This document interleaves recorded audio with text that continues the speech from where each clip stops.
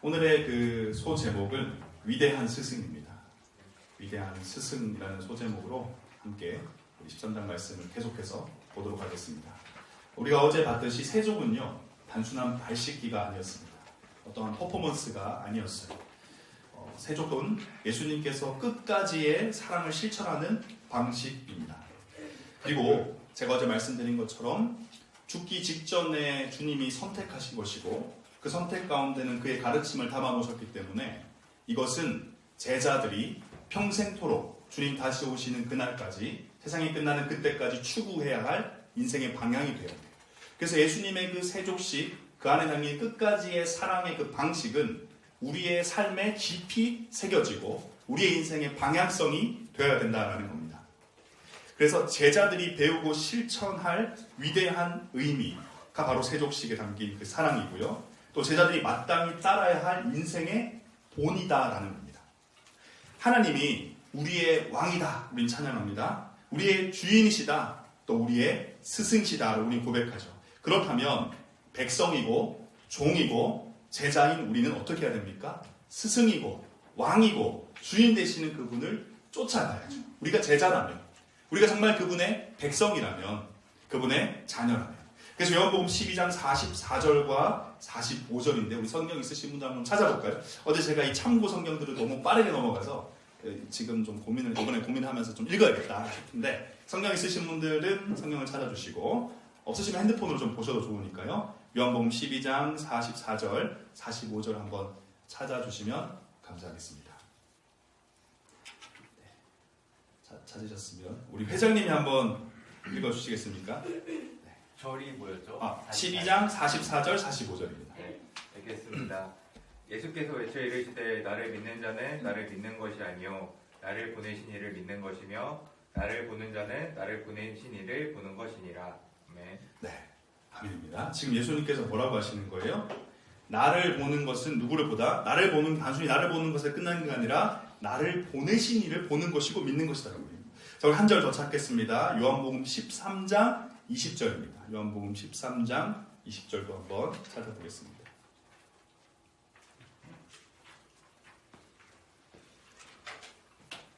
우리 정주은 자매님 한번 읽어주시겠습니까? 요한복음 13장 20절.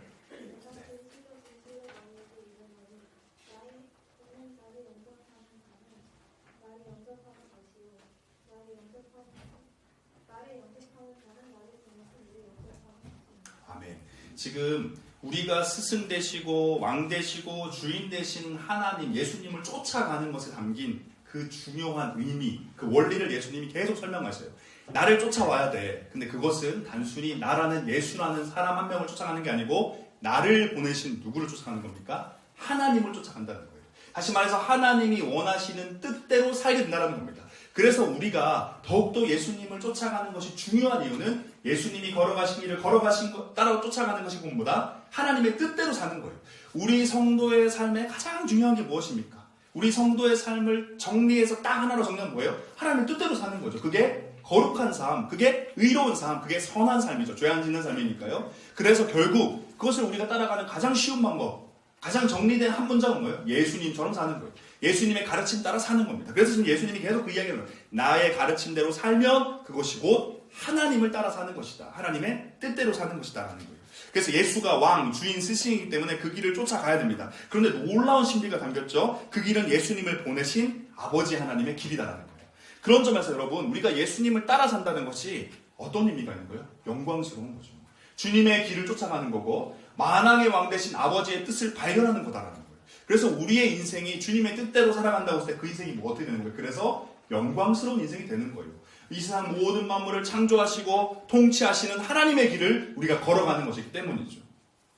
그래서 지금 계속 이제 처음 보겠습니다. 13장 12절 한번 보겠습니다. 자, 우리 함께 먼저 읽어볼까요? 12절입니다. 다 함께 읽겠습니다. 그들의 발을 씻으신 후에 옷을 입으시고 다시 앉아 그들에게 이르시되 내가 너희에게 행한 것을 너희가 아느냐.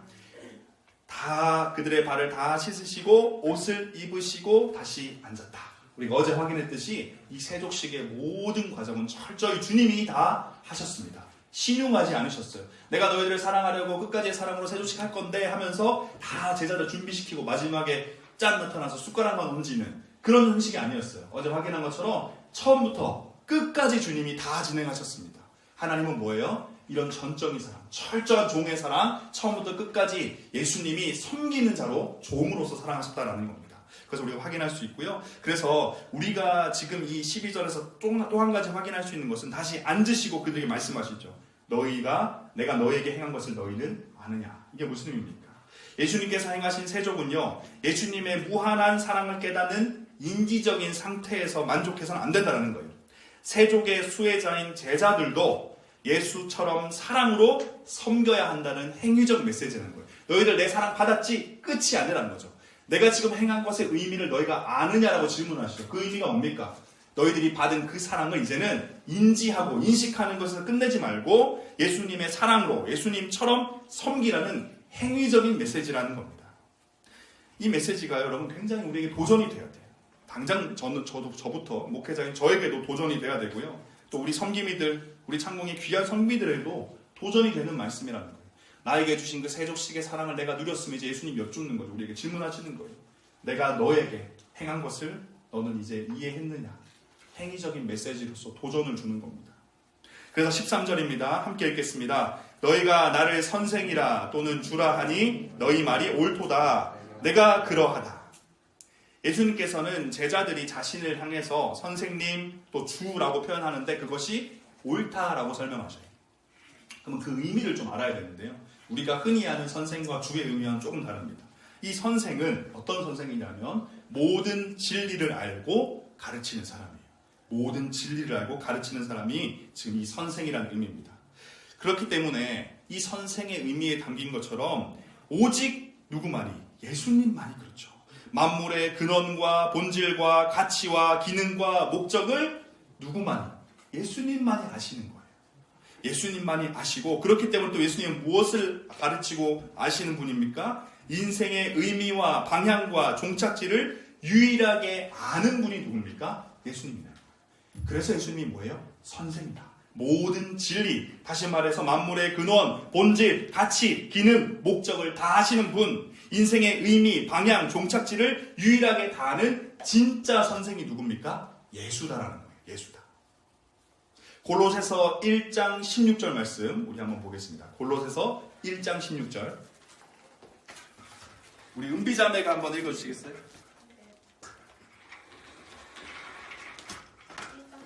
네, 1장 16절입니다.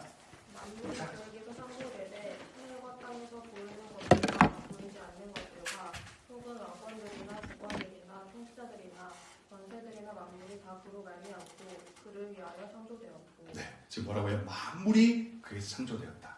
그래서 모든 것들, 보이는 것들, 보이지 않는 것들, 왕권, 주권, 통치자, 권세, 만물이 다 그로 말미암았고 그로 창조됐다. 예수 그리스도라는 거예요. 그러니까 그분이 뭐예요? 모든 것을 다 아시고 가르치는 선생이라는 거예요. 그래서 칼빈은 이렇게 이야기합니다. 세계의 모든 지혜가 하나님과 인간을 아는 지식으로 수렴되는 것이다. 우리가 배우는 학문들, 우리가 연구하는 그 모든 과제들은 결국에 다 어디로 가는 거예요? 하나님을 아는 거예요. 인간을 아는 것으로 가는 게 지식이고 지혜라는 거예요. 이 땅의 학문들이. 완전한 하나님. 우리 예수님은요. 우리가 예수님은 예전에 설명했지만 완전한 하나님이시고 완전한 인간입니다. 우리가 예전에 한번 설명을 하겠는데 예수님 어떤 분이시냐면요. 완전한 하나님, 완전한 인간이라는 거예요. 예수님은 완전한 하나님이시고 동시에 완전한 인간이시에요. 그래서 그분은 뭐예요? 하나님이시기 때문에 하나님이 가지고 있는 모든 속성, 하나님이 가지고 있는 지혜, 진리, 이 땅에 만들어진 창조의 원리 다 아시고요. 또 완전한 인간이시기 때문에 인간의 속내, 인간의 아픔, 인간의 삶의 모든 지식들도 다 알고 계시는 분이라는 겁니다. 그래서 실제로 예수님은 어떤 분이세요? 하나님과 사람에 대한 모든 것을 아시는 분이다. 그래서 여기서 조금 우리가 한 가지 더 확인해야 되는 것은 어제 우리가 이야기할 때 예수님을 바라보고 예수님의 언행에 대해서 우리가 판단하고 기억해야 될 때 두 가지를 우리가 봐야 된다고 말씀드렸습니다. 예수님께 무엇을 주셨다고 했어요? 하나님이 모든 것을 다 주셨다. 모든 것을 다 줬다고 했죠. 권세, 권능 다 줬다고 했죠. 모든 것을 다 하나님이 주셨다. 상당히 흔들리네요. 그래서 하나님의 권능, 하나님의 지식, 하나님의 지혜, 이 모든 권세까지 다 주셨기 때문에 예수님이 행하시는 건 뭡니까? 하나님의 권세로 하는 거예요. 그래서 이 땅 가운데 세상의 사람들이 예수님의 사역을 볼 때는 한 사람, 조금 인기 있는 사람이 무언가를 행한다라고 해석했지만 믿는 사람들은 뭐라고 봐야 돼요? 예수님 행하시는 일은 뭐예요? 하나님의 이름으로 행하는 거예요. 그가 걸어갔던 모든 길, 그가 행했던 작은 행위까지, 그리고 마지막에 그의 십자가 사역까지 다 뭡니까? 하나님의 권세로, 하나님의 뜻대로 일하신 것이기 때문에 예수님이 이 땅 가운데 이루신 모든 일은 뭐예요? 하나님의 역사라는 거예요. 하나님의 역사가 이 땅 가운데 이루어졌다는 겁니다. 한 사람, 유명한 성인이 이룬 역사가 아니다라는 거예요. 또 두 번째 우리가 어제 확인하면서 이야기했던 게 뭐예요? 예수님께서는 뭐다? 맞아요. 하나님께로부터 와서 하나님께로 가는 거다. 하나님께로 와서 다시 하나님께 가는 거다라고 설명드렸습니다. 이게 어떤 의미예요? 예수님이 행하신 모든 것이 하나님의 역사이고 또 그 목적이 뭐예요? 철저히 하나님을 위해서 한 것이다. 그래서 우리가 예수님을 떠올릴 때는 예수님의 그 신분은 뭐예요? 완전한 하나님이시고 완전한 인간이고 그분의 행위를 해석할 때는 뭘 떠올려야 돼요? 그분은 모든 권세를 가지고 하나님의 역사를 이루신 것이고 또 그분은 하나님만을 위해서 모든 것을 행했다. 그래서 우리가 예수님 딱 떠올리면 그리고 특히 사복음서를 읽을 때는 요 네 가지를 계속 마음 가운데 기억하면서 바라보고 떠올릴 수 있어야 된다는 겁니다. 이해가 되시죠? 그래서 완전한 하나님이 되셔야 되고 완전한 인간이 되는 이게 사실 개념이 조금 어려울 수 있습니다. 인간이면 인간이고 하나님이면 하나님. 근데 이 두 가지가 다 충족돼야 우리의 구원이 이루어지는 거예요. 자 봅시다. 예수 그리스도가 십자가에 달려 죽으셨죠. 어떻게 죽으셨습니까? 우리의 모든 죄를 다 끌어안았어요. 우리의 모든 죄를 끌어안으려면 예수님이 똑같은 인간이어야 되는 거예요. 똑같은 피조물이어야 되는 거예요. 그래서 예수님이 완전한 인간. 근데 왜 완전합니까? 죄가 없기 때문에. 이 땅의 모든 인간은 죄가 있죠. 그래서 불완전한 거예요. 파괴된 거예요. 하지만 예수님은 완전한 인간, 죄 없는 인간으로 태어나셨기 때문에 다 모든 이 땅의 인간들의 죄를 다 가져갈 수 있는 겁니다. 그런데 가져갔어요. 오케이. 그럼 죽죠. 죽음의 권세 아래 물려요. 그럼 그것을 이겨내려면 뭐가 필요해요? 하나님의 힘이 필요한 거예요. 하나님의 능력이. 그렇기 때문에 완전한 인간이 되셔야 되고 동시에 완전한 하나님이 되셔야지 우리가 가장 중요하게 생각하는 십자가 사역이 완성될 수 있는 거죠. 예수님의 십자가 사역은 뭐예요? 죄를 다 뒤집어 쓰고 죽고 거기서 끝납니까? 아니죠. 부활해야 돼요. 승천해서 하나님의 보좌 우편까지 가야 돼요. 그래서 죽음에 이르는 그 과정 가운데는 인간 대신 하나님의 능력이 강조되는 것이고 이것만 있는 것은 아니지만 이게 강조되는 것이고 죽음부터 이제 부활부터 해서 승천까지는 뭐가 강조되는 거예요? 완전한 하나님이 강조되는 겁니다. 근데 실제로 예수님의 사역을 보면 완전한 인간이시기 때문에 배도 고프시기도 하고 슬퍼하시기도 하죠. 근데 또 완전한 하나님이시기 때문에 이 땅에서 십자가 사역 이전에 기적을 베푸시기도 한 겁니다. 그래서 이 모든 것이 딱 하나만 그 순간 나타나고 또 다른 하나는 죽어있고 오프되어 있고 이런 의미가 아니라 두 가지가 동시에 하나님 안에서 예수님 안에서는 일어나고 있었다. 완전한 하나님이시고 동시에 완전한 인간이셨다. 그래서 이 개념을 우리가 기억하면서 예수님의 사역을 계속 봐야 됩니다. 우리 선생에 대해서 지금 이야기하고 있는데 계속 보겠습니다. 이번에는 요한복음 16장 13절인데요. 요한복음 16장 13절 한번 찾아보겠습니다. 우리 예빈자매가 한번 읽어주시겠습니까? 요한복음 16장 13절. 요한복음 16장 13절입니다. 그러나 진리의 성령이 오시면 그가 너희를 모든 진리 가운데로 인도하시리니 그가 스스로 말하지 않고 오직 들은 것을 말하며 장래일을 너희에게 알리시리니. 네, 지금 진리의 성령을 이야기해요. 진리의 성령. 모든 비밀, 모든 진리를 담고 있는 가르치시는 그 진리의 성령. 심지어 미래에 관한 것도 다 가르치는 그 성령에 대한 이야기인데 그래서 성령이 뭐라고 설명해요? 모든 사람을 모든 진리 가운데로 인도하는 성령이다. 진리의 영이다라고 하는데 그 진리의 성령이 뭐냐 하면 그리스도의 영이에요. 그러니까 예수님의 영이 진리의 성령이에요. 자, 우리 이번에는 갈라디아서 4장 6절인데요. 우리 갈라디아서 4장 6절. 우리 성숙 자매가 한번 읽어주시겠습니까? 갈라디아서 4장 6절.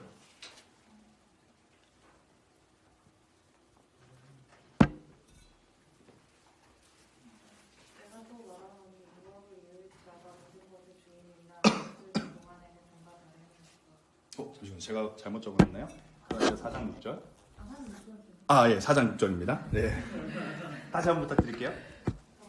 너희가 아들인 줄 하나님이 그 아들의 영을 우리 마음 가운데 보내사 아바 아버지라 부르게 하셨느니라. 네, 지금 요한복음 16장 13절과 갈라디아서 4장 6절 합쳐보니까 뭐예요? 성령 하나님이 모든 진리를 가르쳐주고 진리로 이끄는 분이신데 그 성령 하나님이 뭐라고 하는 거예요? 아들의 영이다라고요. 그리스도의 영이다. 그래서 결국 그리스도는 뭐예요? 진리를 가르치는 분이다. 그 선생이다라는 게 계속 성경 속에서 증명되고 있는 거죠. 하나님을 아버지로 부를 수 있도록 진리를 깨닫게 해주시는 분이 성령님입니다. 그리고 그 성령님은 아들의 영이래요. 다시 말해서 그리스도의 영이래요. 그래서 예수님은 어떤 분이에요? 결론은 모든 진리를 알고 가르치는 선생이다. 그래서 제자들이 나를 선생이라고 부르는 것이 옳다, 맞다라고 하는 겁니다. 예수님은 어떤 분입니까? 진리를 가르치시는 분이에요. 또 주에 관해서 이야기하죠. 내가 주다라고 했는데 주는 뭡니까? 모든 주인 것. 주는 모든 것에 대한 무제한적인 소유권과 통치권을 가지신 분이에요. 어떻게 예수님이 그걸 가졌습니까? 우리가 확인했죠. 말씀에서 하나님이 나에게 뭐다? 모든 것을 주셨다라고 어제 말씀에서 우리가 확인했습니다. 그래서 그분은 뭐예요? 주가 되는 거예요. 참된 주가 될 수 있는 겁니다. 그래서 골로새서 3장 11절, 사도행전 10장 36절, 히브리서 1장 2절, 만유시요 만유 안에 계신 분이다, 만유의 주다, 만유의 상속자다라고 우리가 확인할 수 있는 신약 성경의 여러 곳에서 예수님은 모든 것을 가지시고 소유하시고 통치할 수 있는 주인이다라고 이야기를 해요. 그래서 마태복음 28장 18절에도 하늘과 땅의 모든 권세를 가지신 분이다. 그리고 히브리서 1장 3절인데요. 요건 한번 찾아보면 좋겠습니다. 히브리서 1장 3절 말씀.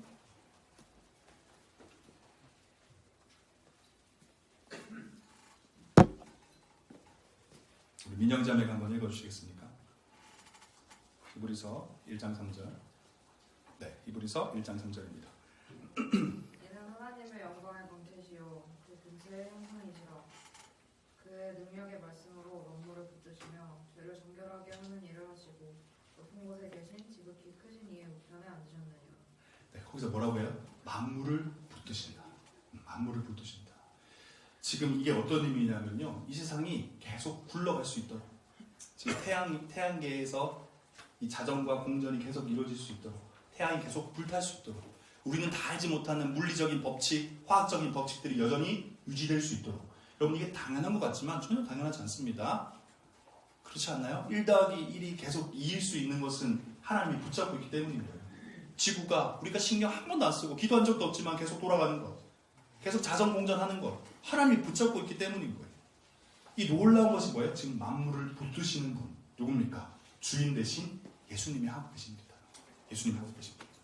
에베소서 1장 20절 21절, 그의 능력이 그리스도 안에서 역사하사 죽은 자들 가운데서 다시 살리시고 하늘에서 자기의 오른편에 앉히사 모든 통치와 권세와 능력과 주권과 이 세상뿐 아니라 오는 세상에 일컫는 모든 이름 위에 뛰어나게 하시다.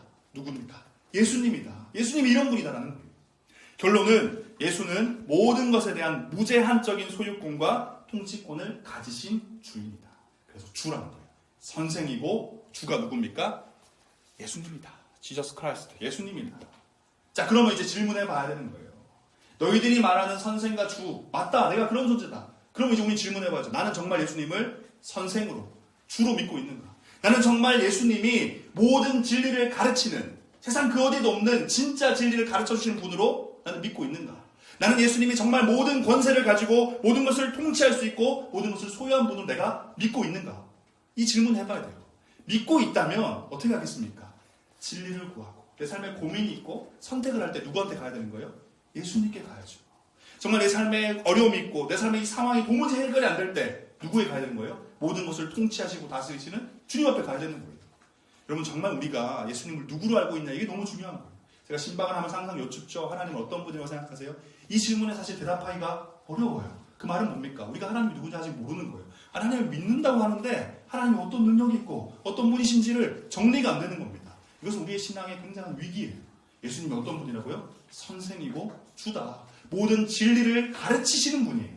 그리고 모든 능력과 통치권과 소유권이 있는 분이 예수님이다라는 거예요. 그래서 이것을 우리가 지식으로 그치지 말고 진짜 믿고, 그래서 그분을 뭐 해야 됩니까? 의지할 수 있어야 돼요. 실제 우리 삶의 현장에서 붙잡아야 된다는 겁니다. 그래서 예수님이 지금 말씀하십니다. 나는 선생이고 주다. 예수 그리스도는 선생이고 주다. 자, 우리 13장 14절 15절 두 절 보겠습니다. 함께 읽겠습니다. 내가 주와 또는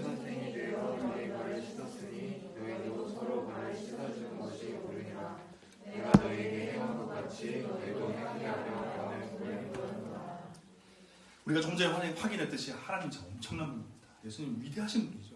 모든 진리를 가지고 모든 것을, 그러니까 사실 우리의 상식을 벗어나니까 이게 느껴지지 않는 거예요. 이미 우리의 사고, 우리의 논리, 우리의 합리적인 세계관을 벗어나니까 이해가 안 가는 건데, 아무튼 이런 대단하신 분이 어떻게 해요? 지금 제자의 발을 씻기는 거예요. 어제 확인했죠? 철저히 종이 되셨다고요. 시작부터 끝까지 예수님이 다 하셨다고요. 진짜 완벽한 종의 행세를 하셨어요. 종이 되신 거죠. 그런 분이 제자의 발을 씻기셨다는 거예요. 근데 예수님께서는요, 자신의 위대한 사랑을 계시하는 것에서 끝내지 않고 만족하지 않으시고, 자신의 인격과 삶을 따라서 제자들이 어떻게 해요? 순종하는 것까지를 지금 요청하십니다. 세족은 그들을 향한 실질적인 사랑의 실천인 동시에 그들의 인생의 방향과 목표를 제시해주는 본이에요. 이해가 되십니까? 세족은 하나님의 사랑을 우리에게 보여주는 것인 동시에 제자들로 하여금 예수님의 삶과 인격을 따라서 살아가도록, 순종하도록 하는 도전이라는 거예요. 도전. 그래서 제가 이제 설교를 했었을 때, 2주 전 설교했었을 때, 이것이 옳다라고 14절에 옳으니라의 원어 의미가 뭐라고 설명드렸습니까? 마땅하다. 마땅하다. 해도 되고 뭐 기분 좋으면 하고 뭐 나쁘면 하자. 이게 아니라 마땅하고 또 심지어 의무가 있다라고 그 의미를 하나님이 그렇게 담아서 이야기하시는 거예요. 뭐가? 너희도 발을 씻기는 것이, 내가 너에게 보여줬던 이 사랑의 방식, 사랑의 삶의 원리를 쫓아 사는 것이 마땅하다. 너에게 이런 의무가 있다라고 가르치는 겁니다. 그래서 이 세족식을 통해서 우리가 발견할 수 있는 뭐예요? 두 가지입니다. 두 가지. 누림 그리고 행함. 이 두 가지가 동시에 담겨있는 가르침이 뭐예요? 세족식이라는 거예요. 세족식 안에는 누림도 있고 그 다음에 행함도 있는 거예요. 누리기만 해도 안 되고 행하기만 해도 안 돼요. 이 두 가지가 균형 있게 잡혀가야 됩니다. 누림과 행함. 그리고 이 두 가지는요, 절대 떨어질 수 없어요. 누리는 사람은 행할 수밖에 없습니다.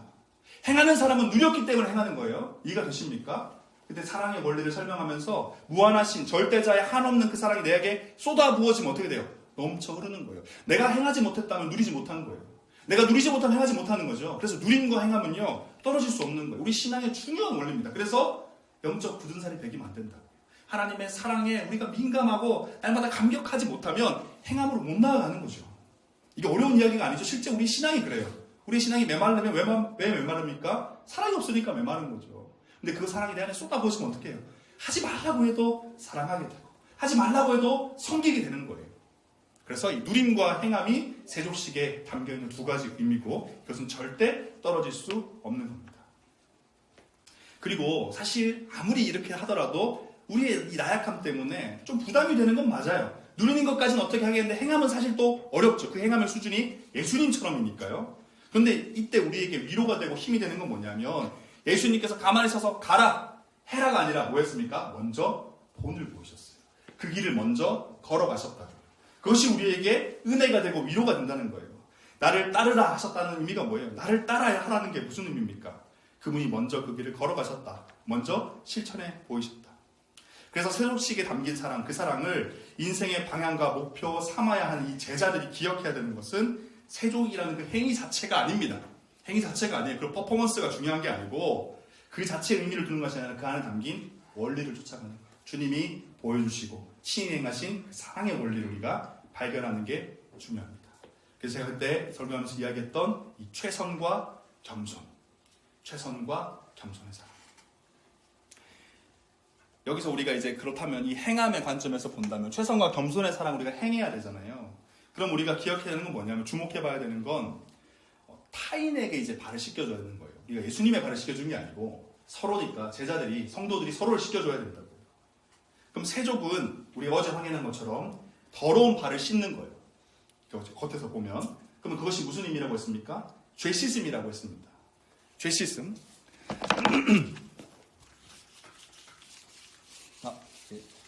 잘 안 되네요. 네, 아무튼 죄 씻음인데, 죄가 예전에 제가 한번 설명드렸듯이 죄는 이 관역, 원어로는 하바라티아, 이게 뭐예요? 죄는 뭡니까? 안 맞는 거예요.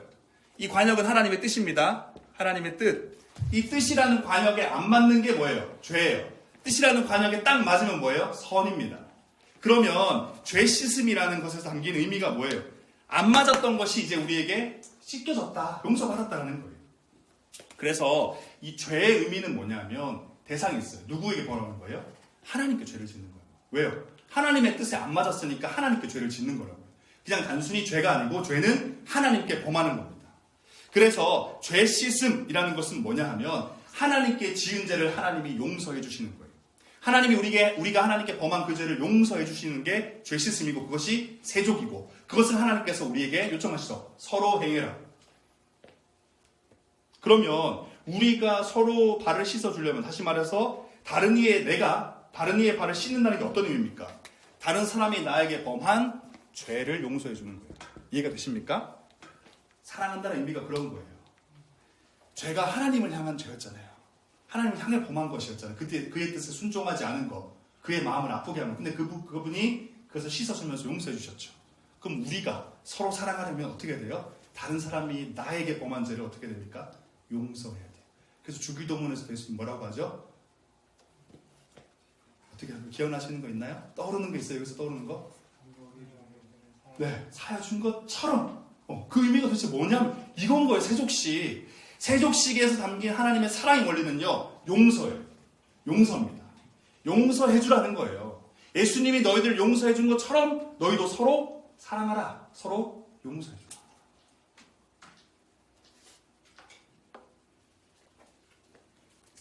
주기도문의 그 고백, 주님이 가르쳐준 그 기도에도 이 세족식의 사랑의 원리, 우리가 서로 사랑할 때 가장 중요한 것, 결국 용서라는 용서. 그것을 우리에게 요청해 준 겁니다. 그가 나에게 지은 죄를 용서해주는 사랑. 예수님께서 그러셨죠. 하나님께 범한 그 죄를 예수님께서는 용서해 주신 겁니다. 그래서 우리 한번 서로 인사하면 좋겠어요. 예수님의 사랑으로 사랑합니다.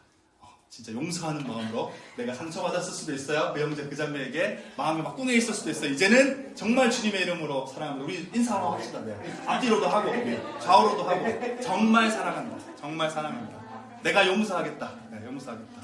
이게 뭐예요? 서로 사랑하는 거죠. 용서. 사실 지난주 설교를 준비하면서 이번 설교를 준비하면 사실 마음이 좀 많이 어려웠어요. 설교를 쓰다 보니까 이게 점점 주제가 무거워지고 큰일 났다. 이 주제를 이거 설교하는 게 맞나. 아무리 기도해봐도 이게 맞대요. 설교도 길었죠. 제가 고민을 했어요. 도무지 이걸 줄일 수도 없고 내용을 뺄 수도 없도록 하나님 계속 주장을 하시는데 우리 안에는 이 용서가 필요해요. 용서가 필요해요. 우리 안에는 제가 지난주 설교 얘기했듯이 하나님과의 화목과 성도 간의 화목은요, 두 개가 동시에 일어나는 일입니다. 십자가 사역의 결과는 하나님과의 나와의 화목만으로 결과가 끝나는 게 아니고 하나님이 십자가에 달려 죽으시고 부활하신 그 사역의 목적은 두 가지라고요. 하나님과 내가 화목하게 되고 우리 서로가 화목하게 돼요. 다시 말해서 서로가 사랑하게, 다시 말해서 서로가 용서해야 돼요. 원수의 담을 어떻게 해요? 예수님이 육체로 무너뜨리셨다. 그게 뭔 말이에요? 서로 용서해야 된다는 겁니다. 이 주제를 우리가 기억하고 이 과업을 해결하지 않으면요, 우리의 이 믿음의 공동체, 우리의 신앙은요, 정체될 수밖에 없어요. 사실 시작도 못한 거예요. 십자가의 구원의 사역의 그 열매가 우리 안에서 온전히 이루어지지도 않았는데, 반쪽짜리인데 그 다음에 뭘 하겠습니까? 어떻게 전도를 하고 어떻게 예배를 드리겠어요? 그 두 가지가 우리 안에서 온전히 이루어지지 않으면, 하나님과 화목해지고 우리 서로가 화목해지지 않으면, 우리가 서로를 용서하지 못하면 반쪽짜리죠. 아직 시작도 못한 거예요. 그런 점에서 우리가 그 가르침과 그 안에 담긴 하나님의 뜻에 대해서 심각하고 진지하게 들여다봐야 한다는 거예요. 예수님께서 세족식에 담긴 그 의미를 용서로서 또 설명하고 있는 거죠.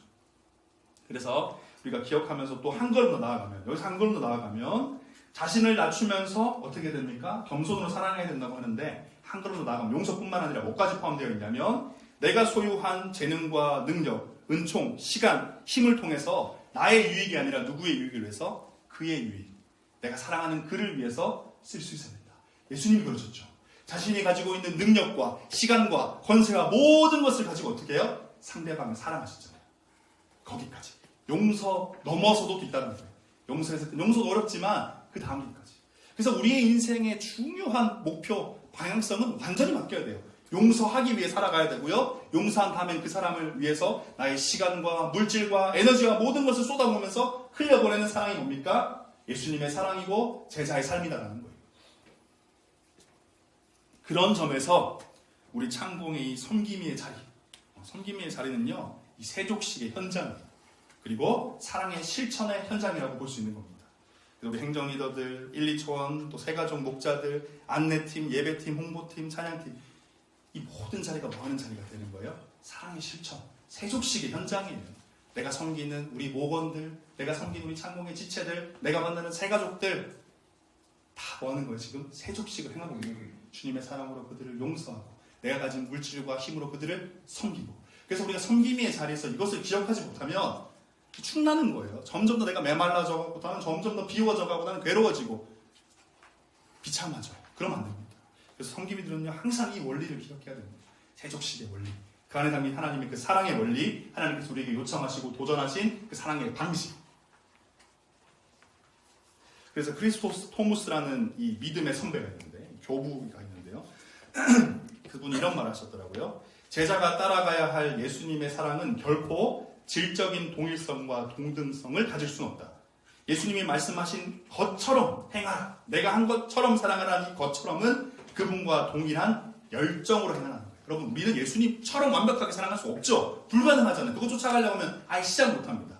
것처럼 사랑하는 그 뜻을 담긴 것은 열정이에요. 좀 쉽게 말하면 예수의 심장이 우리에게 있어야 되고, 더 쉽게 제가 여러분에게 종종 말씀드렸던 것으로 설명하면 예수님의 마음이 필요하다는 거예요. 예수님의 마음으로, 예수님의 시선으로 사랑하는 것이 곧 뭐다? 예수님이 사랑한 것처럼 사랑하는 방식이다라는 거예요. 그래서 제가 계속 요청드리는 게 뭐예요? 예수님의 마음을 달라고 기도해야 된다. 예수님의 시선을 달라고 기도해야 돼요. 그것이 곧 세족식을 실천할 수 있고 하나님의 사랑의 원리를 쫓아가는 방법이기 때문입니다. 우리 16절 함께 읽도록 하겠습니다. 내가 진실로 진실로 너희에게 이르노니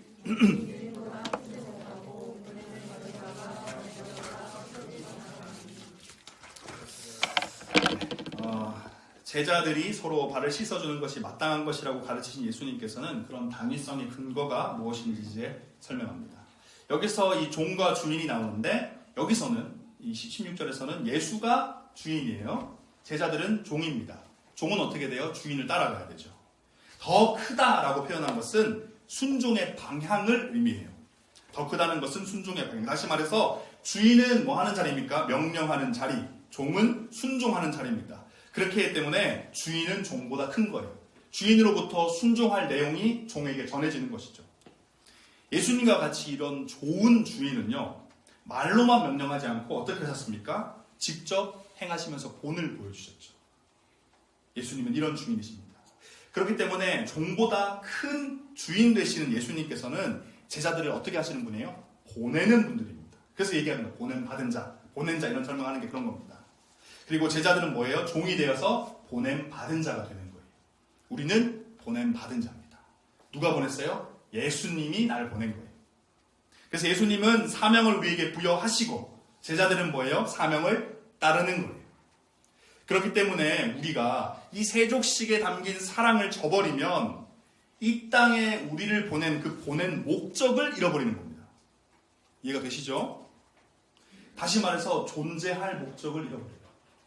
왜 태어났지? 세족식의 사랑을 행하기 위해서. 주님이 보내신 이유가 그거니까요. 근데 그것을 행하지 않으면 우리는 목적 없이 표류해버리는 거예요. 목적을 잃어버린 거죠. 이 세상에 지금 수많은 사람들이 하나님에 대한 믿음이 없는 사람들이 표류하고 있는 이유가 이거 아닙니까? 목적지가 없어서, 뭘 위해 살아야 될지 몰라서 이건가 하고 쫓아가고, 누구는 저거가 맞다고 쫓아가고, 그걸 위해서 평생을 살았는데 죽는 그 순간 허무해지고, 심지어 어떤 사람 극단적인 선택까지 해버리고, 마약에 자신의 몸을 내던지고. 그런 이유가 뭐겠습니까? 보낸 이유를 찾지 못하는 거예요. 이 작은 펜도 만들어진 이유가 있어서 목적대로 쓰이는데, 만물의 영장이라는 인간이 목적이 없는 겁니다. 아무리 찾아도 안 돼요. 우주로 로켓도 쏘아 올리고, 바다도 심해도 탐험하고, 눈에 보이지도 않는 것으로 반도체도 만드는데 내 목적을 몰라요. 근데 지금 뭐라고 이야기하십니까? 보냄 받은 자가 있고 보낸 자가 있다. 그럼 예수님이 어떻게 가르쳤어요? 세족식을 따라 너희도 서로 사랑하라. 그게 뭐예요? 우리의 인생의 목적이에요. 여러분, 이 사랑하라는 게 단순히 뭐 기독교는 사랑하라고 했다, 사랑은 되게 좋은 거니까, 이런 의미가 아니라요. 이 사랑은 우리의 인생의 본질이에요. 목적이에요. 우리 인생의 전부라고요. 그런 의미에서 예수님이 그렇게 계속해서 사랑을 하라, 사랑하라, 사랑하라고 이야기하신 거다라는 겁니다. 목적은 인생의 질을 좌우합니다. 목적 잃어버린 인생은 질이 떨어져요. 떨어지다 못해 아예 망해버리고 마는 겁니다.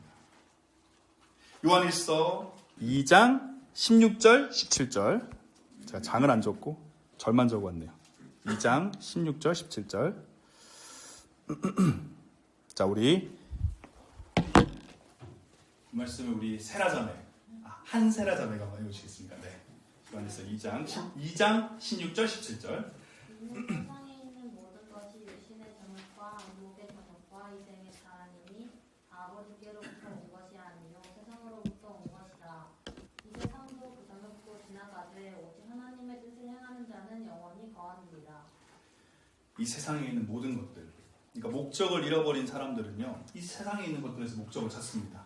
육신의 정욕을 목적으로 삼고 살고 안목의 정욕을 목적으로 이생의 자랑을 목적으로 사는데요, 성경은 이야기합니다. 모든 것이 그 땅에 있는 모든 것들은 다 하나님께로부터 온 게 아니고 세상으로부터 왔다.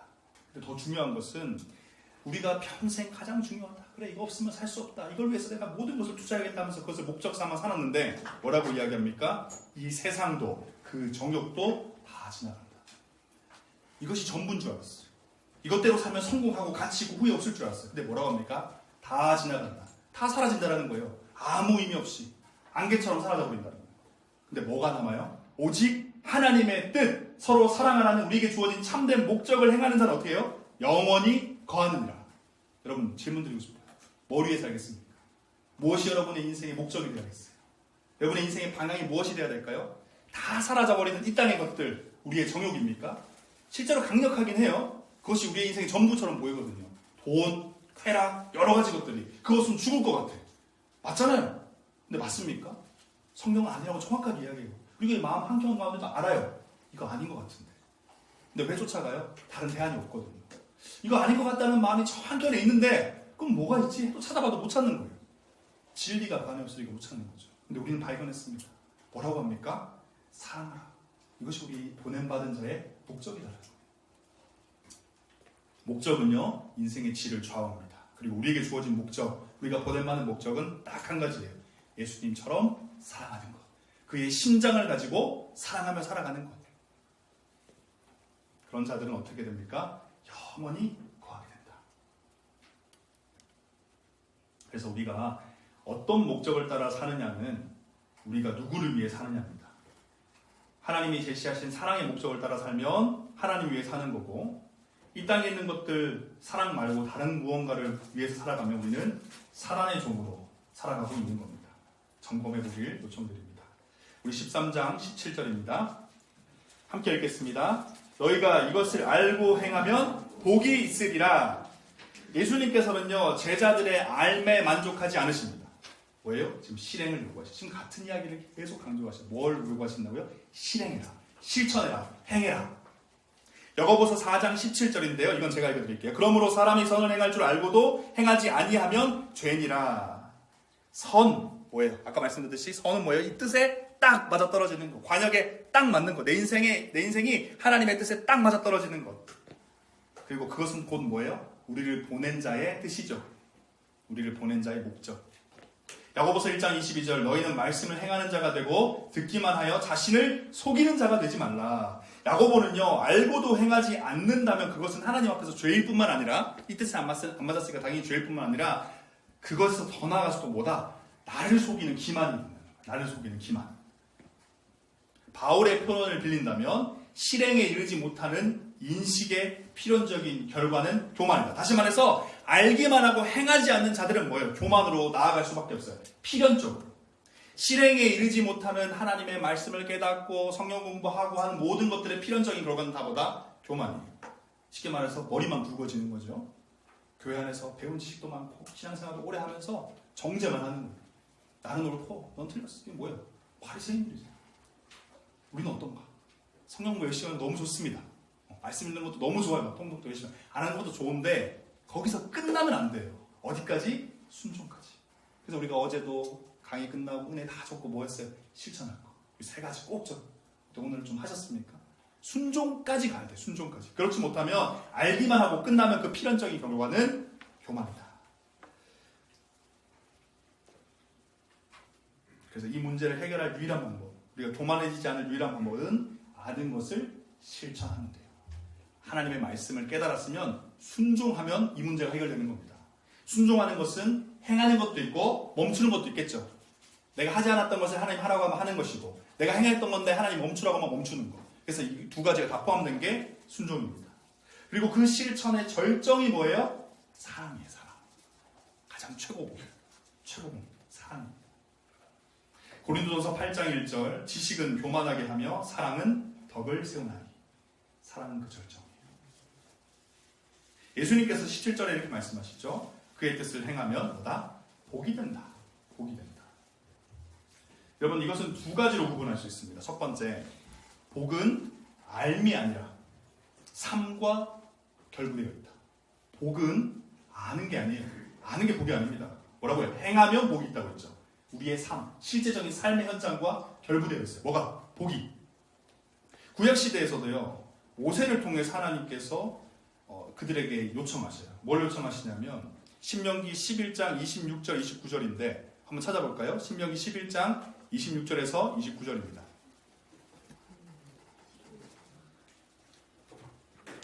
신명기 11장 26절에서 29절.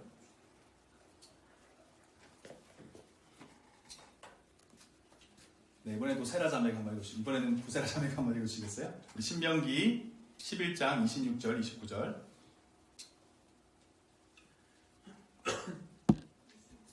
네, 11장 26절에서 29절. 아, 나왔군요. 네네네네. 요거 보고 읽으시면 되겠습니다. 내가 오늘 복과 저주를 너희 앞에 두나니 너희가 만일 내가 오늘 너에게 명하는 너희 하나님 여호와의 명령을 들으면 복이 될 것이요. 너희가 만일 내가 오늘 너에게 명령하는 너희도 돌이켜 떠나 너희 하나님 여호와의 명령을 듣지 아니하고 근데 알지 못하던 다른 신들을 따르면 저주를 받으리라.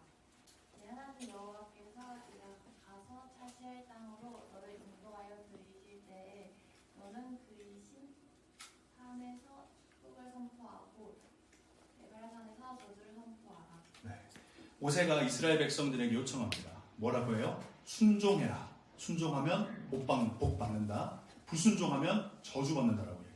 그래서 실제로 여호수아가 가나안 땅에 들어가고 나서 여호수아 8장 30절과 35절을 보니까 모세가 하라고 하는 것을 그대로 해요. 다시 말해서 그리심산에 올라가서는 축복을 외치고요. 에발산에 올라가서는 저주를 외칩니다. 다시 말해서 순종하면 복 받는다라고 이스라엘 백성 전체가 외친 거예요. 불순종하면 저주 받는다. 근데 여러분 이게 간단한 원리지만 이스라엘 백성들에게 주신 하나님의 중요한 삶의 원리예요. 이스라엘 백성들이 어제 말씀드린 것처럼 애굽에서 완전 딴 나라 사람처럼 그냥 하나님 나라와는 전혀 관련 살다가 가나안 땅에 딱 들어가서 뭘 요청하십니까? 새겨 넣으라는 거예요. 순종하면 복 받는다. 불순종하면 저주 받는다라는 거예요. 그리고 예수님이 오늘 본문에서 제자들에게도 똑같이 요청하시죠. 순종하면 복 받는다. 행하면 복 받아. 안 행하면 저주 받는다라는 거예요. 그래서 복과 화, 생과 사는요 말씀의 들음에 있지 않습니다. 말씀의 지킴의 여부에 있는 거예요. 여러분 이것을 기억해야 돼요. 우리 성도의 삶이 제가 그래서 항상 이야기하잖아요. 설교 듣고 어디까지 가야 돼요? 적용점까지 나와야 된다고요. 적용점. 내가 무엇을 행해야 될까? 오늘 말씀 듣고. 이게 왜 중요하냐면 들을 때 막 은혜가 되고 막 깨달아지고 막 좋다. 그거 좋은데 그게 중요한 게 아니에요. 그 다음 단계까지 있어야 된다고요. 왜요? 은혜는 복은 생과 사, 죽는 것과 사는 것은 들음이 아니라 지킴에서 나오는 거거든요. 지킴의 여부에 달려있는 겁니다. 지키면 복 받고 안 지키면 저주 받는 겁니다. 그래서 그 뜻을 행하면 복되다라는 첫 번째, 그 안에 담긴 첫 번째 의미는 이것이고 또 한 가지 더는 뭐냐면 세족의 사랑하는 그 사랑의 실천은 그 자체로 복이 된다는 거예요. 물론 순종해도 복 받는데 특히나 이 사랑의 실천을 행하면 그 자체가 복이 되는 겁니다. 여기서 이 복은 뭐냐면 소유물의 물량적인 증대보다도 존재의 좋은 상태가 된다는 거예요. 다시 말해서 타인을 용서하고 섬기며 윤택하게 하는 것이 예수 그리스도가 말한 세족식의 사랑인데 그것을 행하는 거예요. 나를 낮추고 다른 사람을 높이는 것은 결국 우리의 영혼의 상태, 우리의 내적인 상태가 뭐예요? 하나님의 마음에 부합하게 되는 거죠. 예수님처럼 살게 되는 것이니까요. 그래서 그것 자체가 뭐예요? 복이라는 거죠. 우리가 죄인된 모습으로, 악한 모습으로, 교만한 모습으로 사는 게 아니고 누가 봐도 그리스도의 향기가 나는 사람이에요. 누구 형제, 누구 자매를 딱 만났더니 야, 뭐 다르더라. 정말 하나님 믿는다는데 뭐가 달라. 정말 예수님 같다. 예수님처럼 사는구나. 이게 자체가 뭐예요? 이미 우리의 본질이, 우리의 내적인 상황이 예수님처럼 바뀌었다. 그게 바로 복이 된다. 다시 말해서 하나님께 칭찬받는 자, 하나님의 마음에 합한 자가 되었기 때문에 사랑하면 그것이 뭐다? 그 자체가 복이다라는 거예요. 여러분, 이 시대는요, 이 시대뿐만 아니라 이 역사는 어떤 역사냐면 패러다임의 전쟁입니다. 패러다임의 전쟁. 사단과 성도의 전쟁은 패러다임의 전쟁이에요. 지금 우리가 얘기했던 복이 뭐냐? 진짜 좋은 게 뭐냐? 하나님의 마음에 합해서 사는 게 좋은 거 아닙니까? 이게 우리 가운데 인식이 되고 인정이 돼야 돼요. 근데 세상 사람들은 뭐가 좋은 거라고 생각해요? 돈 많이 벌고 내가 원하는 대로 살고 쉽게 말해서 세상적인 자유를 누리며 사는 게 복되고 성공한 것이라고 하는 거죠. 패러다임이 바뀌어야 돼요. 지금 예수님이 뭐라고요? 사랑하며 실천하고 서로 사랑하면서 겸손히 섬기며 살아가는 것이보다 복되다는 거예요. 섬기며 사랑하고 희생하며 헌신하는 것이보다 나처럼 사는 것이 나의 길을 따는 것이보다 성공한 인생이다. 그게 좋은 것이다. 그게 선한 것이다. 그게 옳은 것이다 라고 가르치고 있다고요. 여러분들도 한번 질문해 봐야 돼요. 이게 정말 나에게도 동의가 되고 있나? 나도 정말 예수님이 말씀하시는 그 사랑을 쫓아 살아가는 것이 복된 인생이라고 나는 생각하고 있는가? 패러다임이 바뀌어야 돼요. 무엇이 진짜 좋은 겁니까? 무엇이 진짜 선하고 옳은 겁니까? 스스로 이렇게 질문해 봐야 돼요. 예수님은 말씀하고 계십니다. 그 뜻을 행하면 복된 것이다. 너희가 서로 사랑하면 복된 것이다. 라고 이야기를 하고 있습니다. 그렇다면 이 인식, 깨닫는 거, 인식하고 난 뒤에 이제 실천까지 가야 돼요. 이 순종까지. 근데 이게 쉽지가 않습니다. 근데 이 넘어갈 때 이 다리 역할을 해주는 게 뭐냐면 그게 바로 믿음입니다. 인식한 것을 실천까지 나아가게 해주는 게 믿음이에요. 믿음. 가교 역할을 하는 게 바로 믿음이에요. 그래서 믿음을 뭐라고 해요? 보이지 않는 것들의 증거다. 이 보이지 않잖아요. 이 넘어가는 과정이. 근데 그 가교 역할을 하는 게 뭐예요? 믿음이다라는 겁니다. 그래서 우리가 너무 잘 아는 찬양도 있고 가사도 있는 의인은 뭐로 말미암아 산다? 믿음으로 말미암아 산다. 왜요? 인식한 것을 실천까지 나아가서 우리로 하여금 살게 만들어주는, 실천하면 죽잖아요. 살게 만들어주는 게 믿음이기 때문이에요. 그래서 믿음으로 말미암아서 의인들은 살아간다는 거예요. 올바른 것과 아는 것과 그것을 행하는 것이 이 믿음을 통해서 다 합쳐지는 거예요. 믿음이 매개 역할을 해서 다 통합되는 겁니다. 그래서 믿음은 인식과 실행으로 구성된 삶을 가능하게 만들어요. 알고 또 안 대로 행하게 만드는 것을 가능하게 만드는 게 믿음입니다. 그래서 믿음이 없으면 인식의 지적인 포만감에 안주하는 거예요. 머리만 굵어진다는 거죠. 근데 믿음이 있으면 어떻게 해요? 거룩한 갈증이 생겨나는 거예요. 거룩한 불만이, 그래 나는 아는데 행하지 않고 있고 여전히 내 삶이 이것이 부족하고 나를 깨닫게 하면서 어떻게 합니까? 실제적인 참된 만족을 향해서, 다시 말해서 행함까지 나아가도록, 그래서 실제 열매를 맺는 자리까지 나아가도록 도와주는 게 믿음이다라는 거예요. 그래서 믿음을 가진 자는요, 정의의 구경꾼이 되는 게 아니라 정의롭게 살도록 만들어줘요. 믿음을 가진 자는요, 자비를 사유하고 생각만 하는 게 아니라 자비롭게 살도록 만들어줘요. 믿음을 가진 자는 거룩함을 흠모하고 거룩하면 좋겠다가 아니라 거룩하게 살아가게 만든다는 거예요. 우리 다 아는 이야기잖아요. 사랑도 있어야 돼, 정의롭게 살아야 돼, 자비도 있어야 돼, 거룩해야 돼. 아는 게 중요한 것이 아니고 믿음을 통해서 거룩하게, 정의롭게, 자비롭게 살아가야 된다는 겁니다. 그것이 뭐예요? 믿음의 역할이다. 믿음의 역할. 그렇기 때문에 실천 없는 성도의 믿음은요, 죽은 믿음이다라고 이야기하는 거죠. 야고보서 2장 26절, 영혼 없는 몸이 죽은 것 같이 행함 없는 믿음은 죽은 것이다. 행함이 없다면 뭐가 없는 거예요? 믿음이 없는 거예요. 믿음이 없으니까 못 행하는 거 아닙니까? 그래서 우리의 삶에 행함이 없다는 것은 믿음이 죽었다는 거예요. 심각한 위기죠. 내가 정말 하나님 믿고 있나? 이런 고민할 필요 없습니다. 내가 순종하고 있는지 확인해 보면 돼요. 내가 이번 주일 말씀 들은 것을 내 삶에 행하고 있는가? 아니다. 그건 뭐예요? 믿음이 없는 겁니다. 죽은 믿음을 소유하고 있는 거예요. 얼마나 절망적이에요. 그렇게 열심히 교회하고 예배드리고 찬양하고 헌신하고 봉사하는데, 여러분 이것은 심각한 질문이 되어야 되고 도전이 되는 겁니다. 우리 18절 19절 함께 읽도록 하겠습니다. 내가 너희 모두를 가리켜 말하는 것이 아니니라.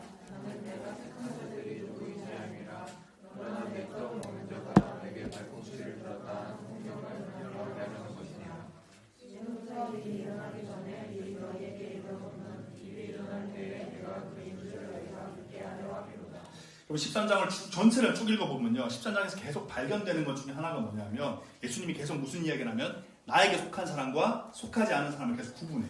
택함 받은 사람과 택함 받지 않은 사람, 자기 사람과 자기 사람이 아닌 사람을 계속 구분합니다. 이게 어떤 의미예요? 구원 받은 자와 받지 않은 자로 명확하게 나뉜다는 거예요. 이 땅의 모든 인생은 구원 받았는지 받지 않았는지로 나눠지고, 다시 말해서 회색 지대는 없어요. 중간 지대는 없다라는 겁니다. 그리고 또 중요한 건 뭐예요? 주님이 얘기하셔요. 내가 안다. 나의 사람이 누군지 안다. 내가 택한 사람이 누군지 안다는 건 뭐예요? 구원의 주권이 누구에 있다는 겁니까? 하나님께 있다는 겁니다. 내가 착하게 살고 잘 살면 구원받는 것이 아니라는 걸 예수님이 지금 계속해서 강조하고 있는 거죠. 구원의 주권은 오직 하나님께 있는 겁니다. 그런데 이 구원 가운데 잘 안 보이시죠? 이 선택 부분에서 영원한 선택과 시간적 선택이 있어요. 선택받은 것에 대해서 보면 영원한 선택과 시간적 선택이 뭐냐면 구원받은 사람도 믿음이 흔들릴 때가 있다는 거예요. 영원한 선택을 받아서 구원받았는데 시간적 선택 속에서 때로는 흔들릴 수가 있다. 우리 그렇잖아요. 그렇죠? 우리의 믿음이 흔들릴 때가 있다고요. 정말 굳건하고 누가 봐도 구원받은 사람이 어느 순간 신앙이 저 깊은 구렁텅이로 빠질 수도 있다는 겁니다. 그래서 영원한 선택과 시간적 선택이 있다. 여기서 중요한 건 뭐예요? 시간적 선택 속에서 우리가 흔들린다 할지라도 영원한 선택이 바뀝니까? 훼손돼요? 아니에요. 구원받은 받기로 작정된 사람은 영원한 선택받은 사람은 절대 바뀌지 않는다는 겁니다. 누가 있어요? 이런 대표적인 사람. 베드로잖아요. 베드로가 영원한 선택을 받았지만 시간적 선택 속에서 그는 예수님을 배신했어요. 그렇죠? 하지만 그는 영원한 선택은 바뀜이 없었습니다. 또 한 가지 더는 집단적 선택과 개인적 선택. 그렇죠? 개인적 선택. 이 관점도 있습니다. 집단적 선택과 개인적 선택은 뭐냐면 하나님의 백성이라고 이스라엘 사람들이 불렸습니다. 그런데 그들 모두가 참된 이스라엘, 다시 말해서 구원받은 사람들은 아니었어요. 로마서 2장 28절에서 사도 바울이 이렇게 얘기합니다. 표면적 유대인이 다 유대인이 아니다. 다시 말해서 구원받았다고 하는 하나님의 백성이라고 하는 이스라엘 백성들이 다 구원받은 게 아니다라는 거예요. 그래서 이것은요 우리에게 도전을 주는 거예요. 실제로 예수님께도 말씀하시죠. 알곡과 가라지가 있다. 이스라엘 백성들 안에서도 하나님의 백성이라 불리는 이스라엘 백성들 안에서도 구원받은 자 전체가 구원받은 하나님의 백성이라고 했지만 그 안에서는 개인적인 구원은 다 달랐다는 거예요. 그래서 이 선택에서 이런 의미들이 있다는, 이런 종류들이 나눠진다는 것을 우리가 기억해야 돼요. 이 여기 대표적인 사람이 누굽니까? 유다죠. 그 누가 봐도 예수님의 제자들, 구원받은 집단적 선택을 받은 그룹 속에 속해 있는 유다였는데 유다는 개인적인 선택으로 봤을 때는 받지 못한 것이죠. 그렇기 때문에 여기서 우리가 기억해야 될 것은 우리에게 허락된 이 구원에 감사하면서요, 이 시간적 선택 속에서 흔들린다 할지라도 어떻게 해야 돼요? 기도를 하면서 우리의 마음을 다잡아야 돼요. 난 구원받은 게 확실하다. 나의 구원은 결코 변함이 없다. 나를 향한 하나님의 사랑과 선명한 뜻은 결코 바뀌지 않고 훼손되지 않는다라고 우리의 믿음을 강건하고 굳건하게 만들어 가야 됩니다.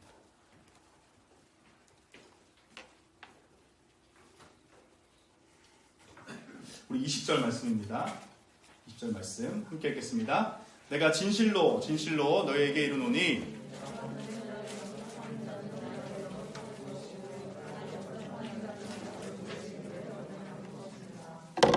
예수님께서 보내신 사람을 영접하는 자는 누구를 영접하는 것이다? 예수를 영접하는 것이고, 그 예수를 영접하는 사람은 누구를 영접하는 겁니까? 아버지 하나님을 영접하는 것이다. 두 가지 의미가 있는데요. 제자들을 보내시는 예수님의 입장, 그 입장에서는 예수님께서는요, 비록 제자들을 세상에 보내시지만 자기 자신을 보내는 것과 동일하게 말씀하고 계셔요. 이것은 제자들의 입장에서, 보냄받는 제자들의 입장에서는 굉장한 영광이죠. 부족한 제자지만, 인간에 불과하지만 우리가 갈 때 누가 가는 겁니까? 예수님이 간다라는 거예요. 그래서 엄청난 영광이죠. 그리고 또 보냄받은 제자들의 입장에서는 어떻게 해야 되냐?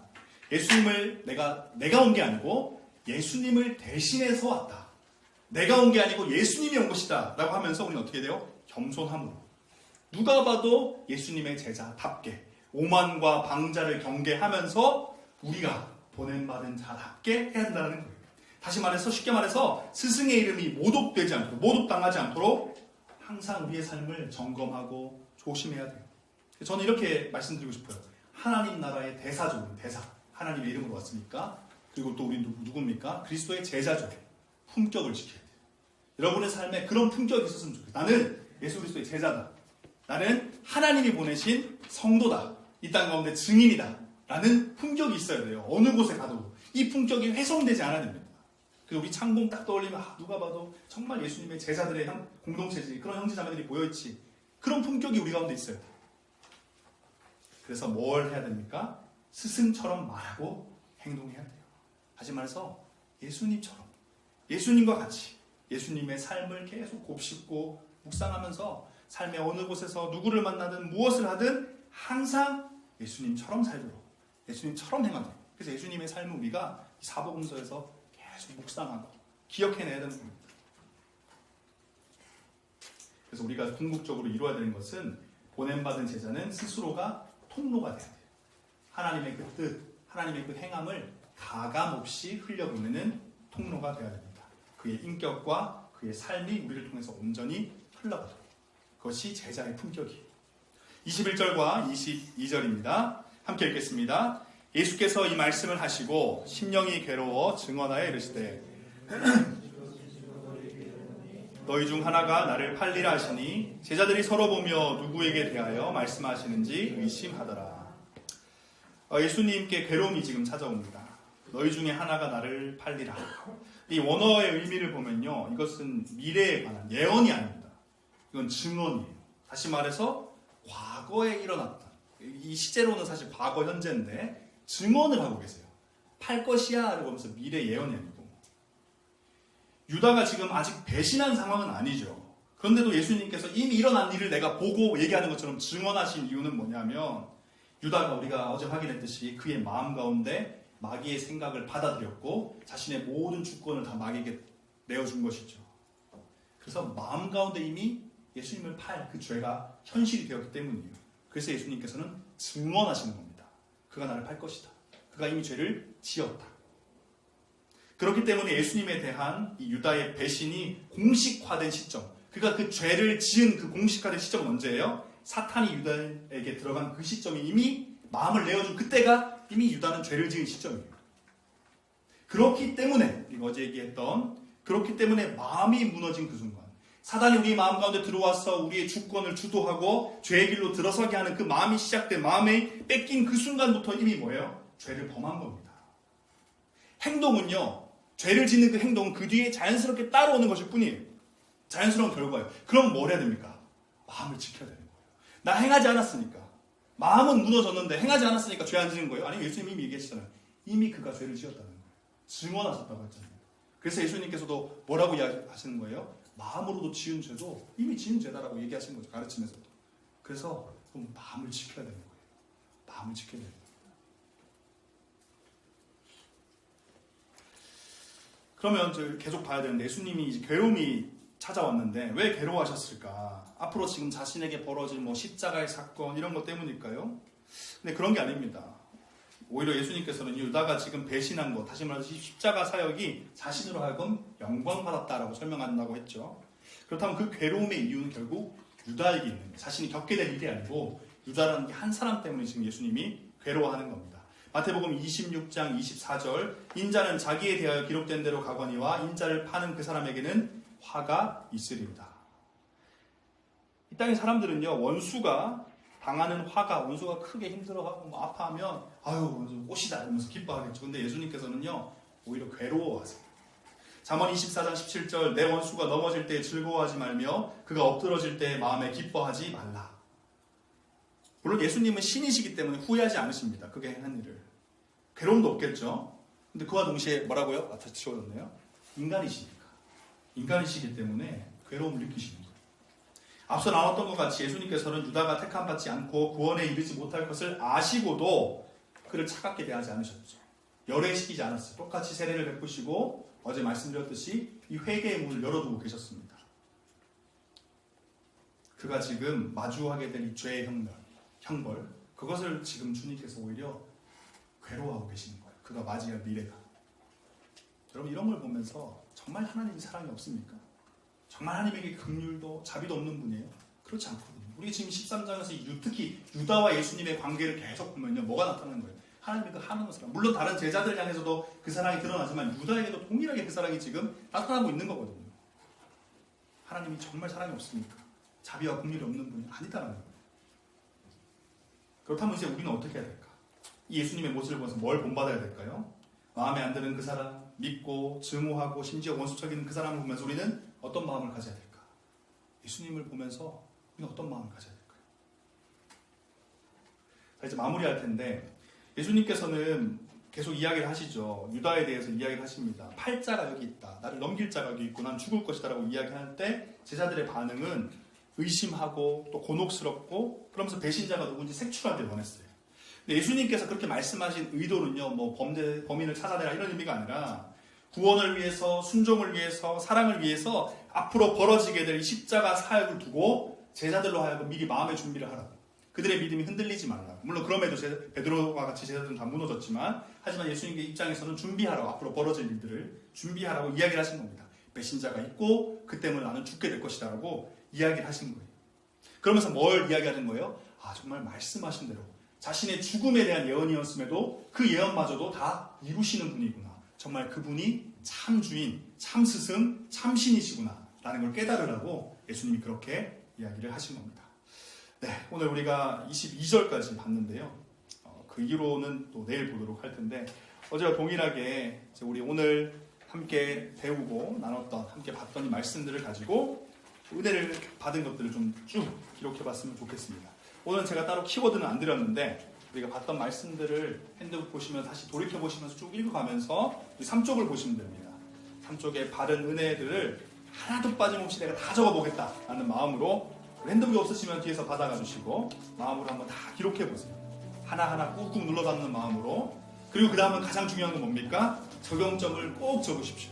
내일 행할 것, 아니면 좀 장기적으로 이번 주, 아니면 더 장기적으로 내 인생 가운데 이건 꼭 해야겠다는 그런 것들 구체적으로 두리뭉실한 거 말고 육하 원칙에 따라서 아주 구체적으로 3가지 정도의 적용점까지 여러분들 꼭 찾아서 적어주시기 바랍니다.